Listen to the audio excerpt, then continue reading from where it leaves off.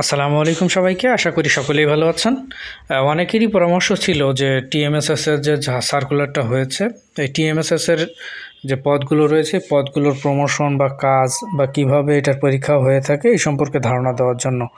তো যেহেতু এখানে 1700 থেকে 1800 পদের একটা সার্কুলার ছিল, বিশাল সার্কুলার, সেই হিসাবে এই তথ্যগুলো দেওয়ার আমরা চেষ্টা করেছি আপনাদেরকে।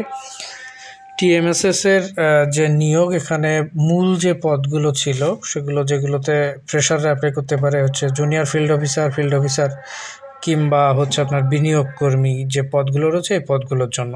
সো কিন্তু এখানে যোগ্যতা চাওয়া হয়েছে আপনাকে অনার্স পাস হতে হবে, অথবা ডিগ্রি অনার্স অথবা ডিগ্রি পাস, যেটা বয়স 18 থেকে 35 হলে আপনি অ্যাপ্লাই করতে পারবেন। অভিজ্ঞতা হচ্ছে 40 বছর পর্যন্ত অভিজ্ঞতা থাকলে 40 বছর পর্যন্ত আপনি অ্যাপ্লিকেশান করতে পারছেন। পদ মোটামুটিভাবে অনেক বেশি। ফিল্ড সুপারভাইজার পদটার জন্য 1500 পদ, জুনিয়র ফিল্ড সুপারভাইজার 500 পদ, বিনিয়োগ কর্মী 200 পদ। সো সেই হিসেবে অনেক বেশি যারা এনজিওতে জব করতে চান তাদের জন্য। সেখানে সুযোগ সুবিধার কথা বলতে আসলে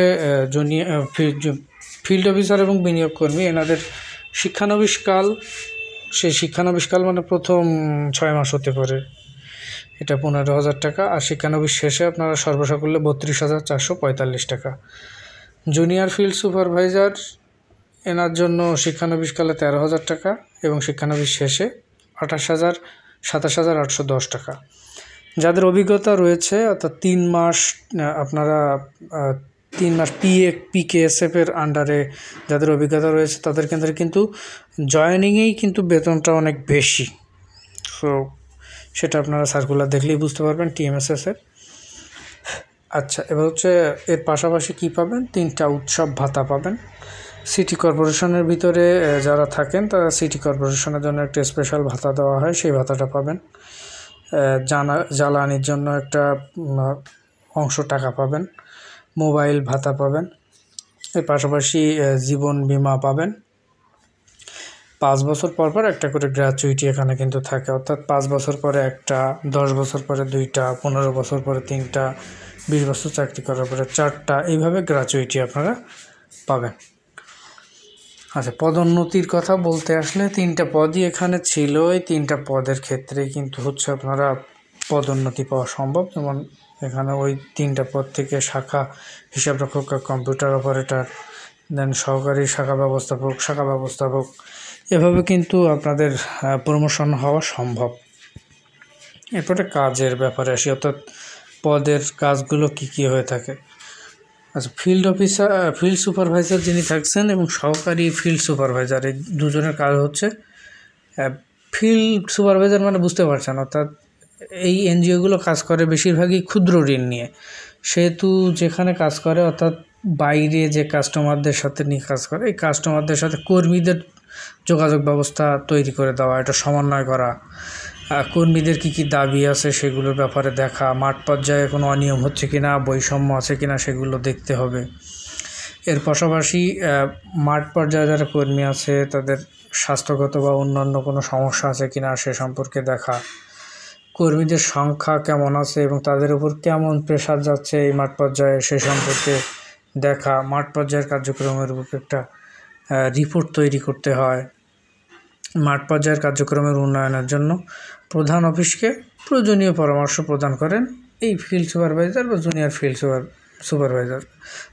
সুপারভাইজার সাধারণত ফিল্ড সুপারভাইজারের আন্ডার কাজ করেন। আর বিনিয়োগ কর্মীর কাজ আপনারা বুঝতে পারছেন যে বিনিয়োগ করে একটা এনজিও, এই বিনিয়োগের যে ফিল্ড, এই ফিল্ডার তত্ত্বাবধান করা, অর্থাৎ বিনিয়োগ ক্ষেত্র পরিদর্শন করবেন, পুরাতন যে বিনিয়োগ আছে সেখানে সমস্যা হচ্ছে কিনা বা ভালো হচ্ছে কিনা অথবা মন্দ হচ্ছে কিনা সেগুলো বিশ্লেষণ করবেন, সমস্যা চিহ্নিত করবেন, আর্থিক মডেল এবং ঝুঁকি চিহ্নিত করবেন, বিনিয়োগ কৌশল ঠিক আছে কিনা সে সম্পর্কে তথ্য দিবেন, বিনিয়োগ প্রস্তাব তৈরি করবেন এবং এই সব কিছু কিন্তু এই যে ওনার ঊর্ধ্বতন যে কর্মকর্তা তাদের সাথে আলোচনা করবেন এবং সংশ্লিষ্ট বিষয়ে তথ্য দিয়ে নতুন মডেল তৈরি করার জন্য সহায়তা করবেন। পরীক্ষা পদ্ধতি, এখানে পরীক্ষা পদ্ধতি বলতে সরাসরি ভাইভা হয় 50 মার্কসের, অর্থাৎ আপনি প্রথমে অ্যাপ্লিকেশান করার পরে আপনার ভাইভার আগে আপনাকে ফোনে SMS দেওয়া হবে, এরপর একটা ভাইভা হবে। যেহেতু ভাইবা 50 মার্কের হয়, সেহেতু এখানে ক্ষুদ্র ঋণ, যেহেতু এটা এনজিও, ক্ষুদ্র ঋণ বিষয়ক আইন, টুকটাক ক্ষুদ্র ঋণের কাজ, এটা কিভাবে কাজ করে, ক্ষুদ্র ঋণের দল গঠন প্রক্রিয়া, কিস্তি ইত্যাদি সকল বিষয়গুলো কিন্তু মোটামুটি এইগুলোই কিন্তু দেখে এখানে। হ্যাঁ, তো সেই হিসাবে এটার